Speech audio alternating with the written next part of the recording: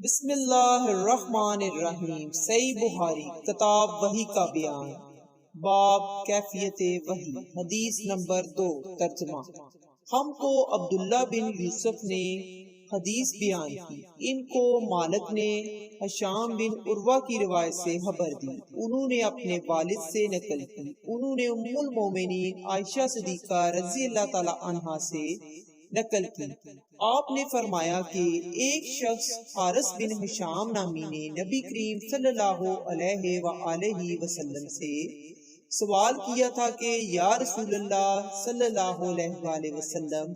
آپ پر وحی کیسے نازل ہوتی ہے؟ آپ صلی اللہ علیہ وآلہ وسلم نے فرمایا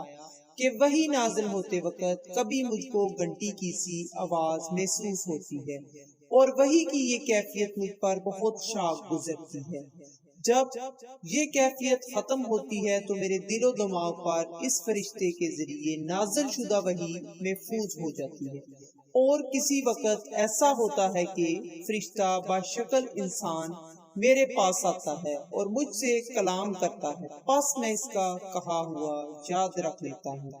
عائشہ رضی اللہ تعالی عنہا کا بیان ہے کہ میں نے سخت کڑاکے کی سردی میں